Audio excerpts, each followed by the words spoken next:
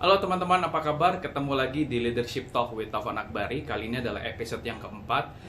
Saya akan ngobrol tentang inclusive leadership atau kepemimpinan inklusif. Banyak orang bertanya sekarang ini, apa sih gaya kepemimpinan itu yang paling efektif di kondisi semua era cepat, serba berubah, globalisasi, VUCA dan lain-lain, di mana yang namanya ketidakpastian itu menjadi sesuatu yang pasti. Nah, ini ada satu gaya kepemimpinan yang menurut saya sangat efektif dimiliki oleh semua pemimpin ataupun pimpinan mengadaptasi model kepemimpinan inklusif. Inklusif berarti sebuah pandangan yang terbuka terhadap pluralitas sebenarnya, terhadap pandangan hidup, agama, budaya, kepentingan lain, dan kita di sini melihat bahwa yang namanya peran dari pemimpin itu mengayomi dari kepentingan bawahannya. Bagaimana pemimpin itu tidak boleh tidak boleh egois ya, tapi harus yang namanya selfless. Mereka harus lebih peduli sama orang-orang yang di sekitarnya. Dan buat saya pemimpinan inklusif era sekarang adalah pemimpin yang memang dia mau terbuka, dia mau dialog, dia mau mendengar pendapat, dia jadi pendengar yang baik buat anak buahnya, untuk lingkungannya, untuk masyarakatnya, untuk stakeholdernya, dan memperlakukan orang itu secara sama atau fair.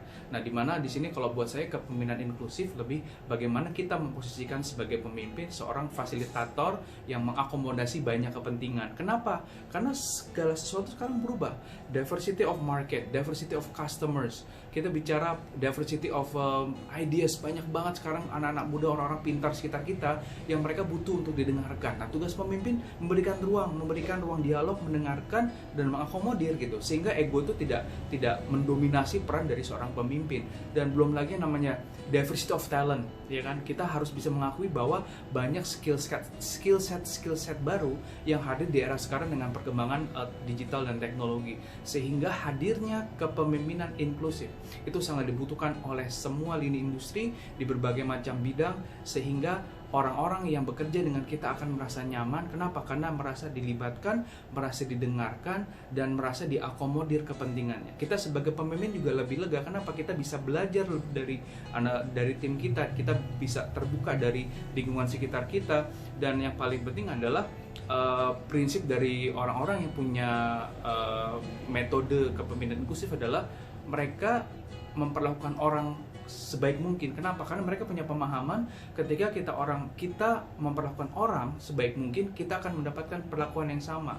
Ya, kita kalau mau dapat hormat harus ngasih hormat dulu. Kita harus memberikan contoh. Kalau kita mau dianggap pemimpin yang memang punya integritas bagus, kita contohin dulu. Itu pemimpinan inklusif juga termasuk bagian dari itu. Sehingga kepemimpinan inklusif itu dekat dengan kepemimpinan transformatif. Kenapa? Karena di followers oriented. Kata kuncinya sejauh mana teman-teman sebagai pemimpin bisa melibatkan dan menciptakan ruang yang memang bebas untuk tim bersuara, memberikan opini dan masukan-masukan.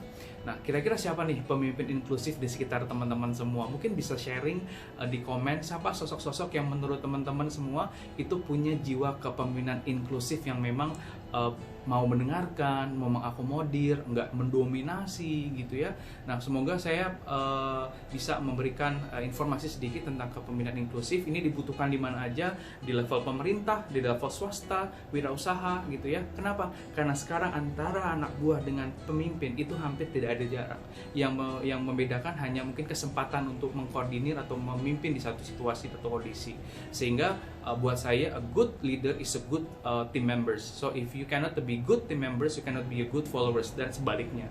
Jadi katanya kalau menjadi pemimpin yang baik harus bisa jadi pengikut yang baik, dan sebaliknya. Jadi kita harus mampu memposisikan diri dengan baik, dan itulah esensi dari kepemimpinan inklusif, teman-teman.